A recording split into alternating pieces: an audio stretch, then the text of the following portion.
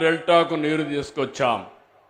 ఆంధ్రప్రదేశ్ కలిసి ఉన్నప్పుడు హైదరాబాద్ను ఒక నాలెడ్జ్ ఎకానమీగా తయారు చేసేదానికి మనం ఫౌండేషన్ ఇస్తే, విభజన జరిగిన తర్వాత హైదరాబాద్ తెలంగాణకు వెళ్ళిందని కొత్త రాజధాని అమరావతి, అదే సమయంలో పోలవరానికి మన చట్టంలో ప్రత్యేక నిధులు, ప్రత్యేకమైన హక్కు కల్పించే పరిస్థితికి వచ్చారు.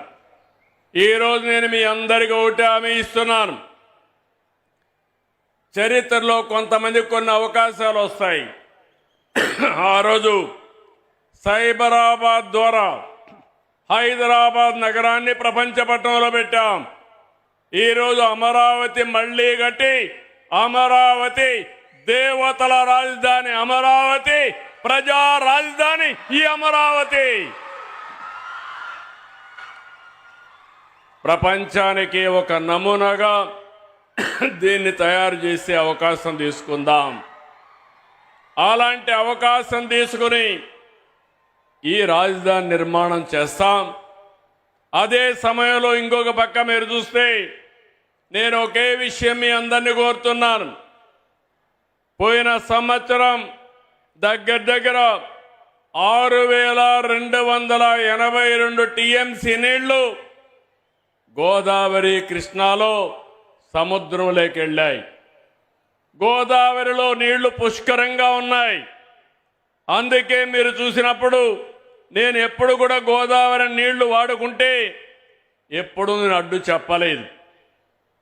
విభజన తర్వాత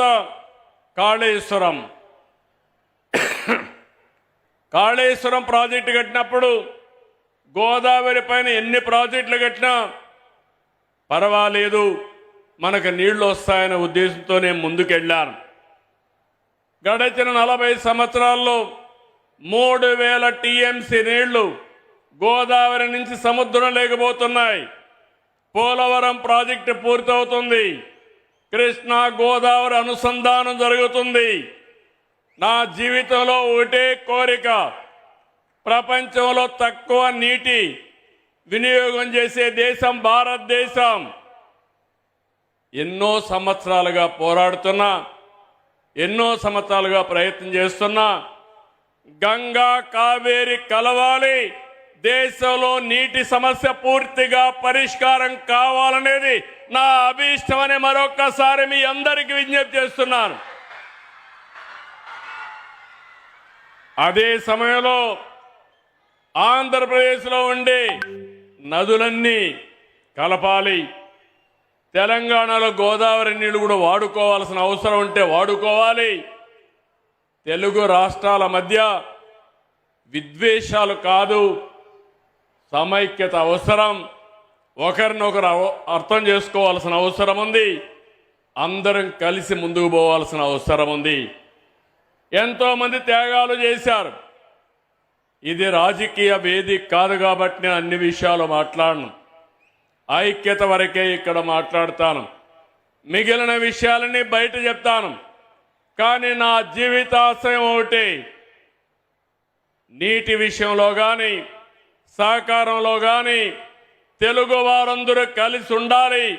ప్రపంచంలో ఎక్కడున్నా మనల్ని గుర్తించేది ఏకైక భాష, అది తెలుగు భాష.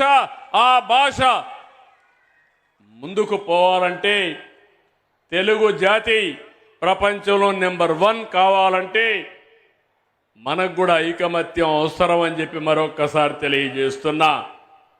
దేశంలో హిందీ మాట్లాడే రాష్ట్రాలకి ఎక్కువ రాష్ట్రాలుంటే ఈరోజు ఆ తర్వాత తెలుగు మాట్లాడే వాళ్ళకి మాత్రం దేశంలో 2 రాష్ట్రాలు ఉండడం మనందరికీ గౌరవం. ఈ గౌరవాన్ని నెక్స్ట్ లెవెల్కి తీసుకుపోవాలంటే, ఒకప్పుడు ఇజ్రాయెలీస్ జూయిష్ ఎవరైతే ఉన్నారో వాళ్ళ జనాభా 1 కోటి కూడా లేదు. కానీ ప్రపంచం అంతా కూడా ఆర్థికంగా ముందుకు పోయి అమెరికాకు పోయినా ఏ దేశానికి పోయినా శక్తివంతమైన జాతిగా జూయిష్ ఉన్నారు. 2047కి జూయిష్ను కూడా మించిపోయి నెంబర్ 1 జాతిగా తెలుగు జాతి ఉండాలనేది నా ఏకైక లక్ష్యం.